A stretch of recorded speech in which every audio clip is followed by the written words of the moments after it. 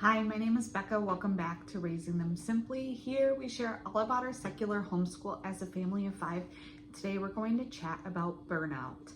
Now, if you are new here, I am a homeschooling mom of 3, soon to be 4. I'm also a part-time working mom as a nurse. So this channel is all things homeschool and how we make it work for our family. So if any of that interests you, please hit that subscribe button so you are notified of future videos. But let's jump into it. So we're creeping along here in the school year.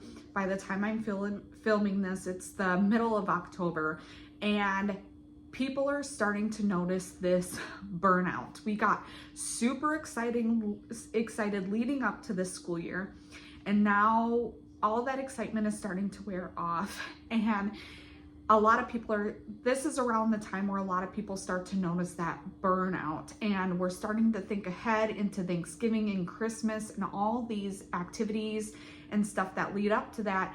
And you might be thinking, I don't know how I'm going to be able to do this all. This is too much, etc. So these are some different ways that you can help prevent burnout for your homeschool. So tip number 1 is to fill your cup up first.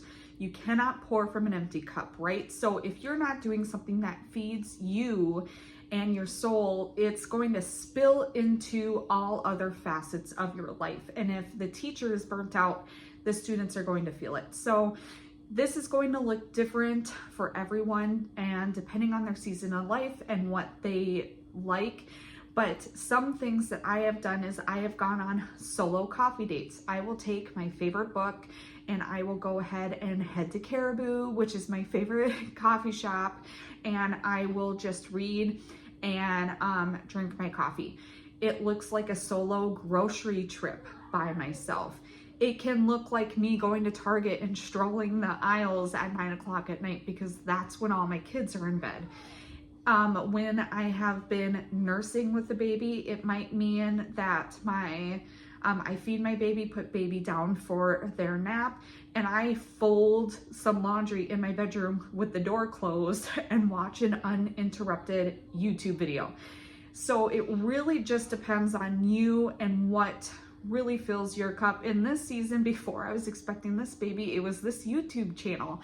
I love making these videos and talking about homeschooling. It fills my cup, and so I make it a priority. And when I'm not doing that, like I said, it spills into all the other facets of my life. So you need to make sure that you're filling up your cup first. Number 2, you have to pick curriculum that you also like. Now, I know we have to cater to our students. That's one of the benefits of homeschool, right? Is to be able to pick curriculum and a style of learning that works best for our learner. But if you do not enjoy teaching it, it's not going to go well for your school. We do a literature-based homeschool for us. My kids learn best learning through living books, and I love reading books and instilling that love of reading. And it's a lot more exciting to me in my homeschool to be able to teach that way for myself and my children. However, I know a homeschool mom who does not like doing read alouds. And in fact, when she reads chapter books, she gets really tired and sleepy. And so that's a style of learning that does not work well for her. There are people that do unschooling, for example. That would not work well for me, but if it works well for you and your child, then go along with that. So you really need to look at the curriculum, not just from the student's point of view, but also from yours and what you feel like would bring you some enjoyment as well. Because if you enjoy teaching it, you're more likely to have your students also enjoy learning it. Tip number 3 to prevent burnout is systems. I have talked about this so much on my channel, and I'm going to keep talking about it because it is so important for our homeschool, and I know that it would benefit other people. There are lots of different systems that you can have in place. One system, for example, that we have in our house is that every Monday my kids clean their rooms, and every Wednesday they clean their playroom, TV room area. Now, this looks different for different ages. My 7-year-old, he is fully capable of cleaning his room by himself. He knows everything needs to be up off the floor enough so that I can vacuum. And sometimes he does need reminders like to clean his Yodo cards up off his bed, for example. But for the most part, he can do it pretty independently. Now for my almost 4-year-old and my 1.5-year-old, I do not expect them to be able to clean their bedroom completely independently by themselves. That is still a learning process that they are doing, and they're building that endurance, especially my almost 4-year-old, on how to do a lot of it herself. I also don't think it's fair for her to clean up her entire room because they share a room together, and my toddler makes just as much of a mess as she does. So I do help her along with that, but eventually that will phase out to them doing it completely by themselves. When it comes to the playroom and activity room, same thing. I expect a higher level out of my 7-year-old than my 3.5-year-old or my 1.5-year-old, just because of their age level. So this will look different for everyone. Another system that we have is we have a calendar for daily chores or a monthly chores. We do this kind of loosely, but it's more of a visual reminder for me that every Friday I should at least wipe down the bathrooms, for example.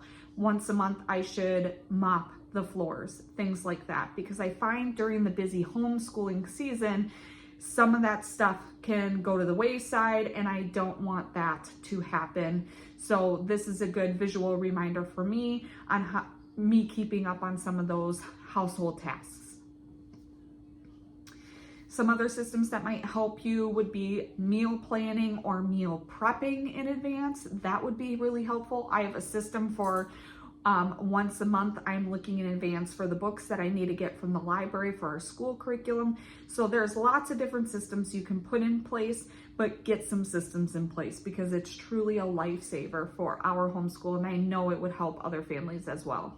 Tip number 4 is to take breaks. Now we homeschool year round because I do work 2 to 3 days a week. So this is going to look differently for everyone, but just keep that in mind. We all, though, as homeschoolers, have the benefit of schooling when and how often we want to.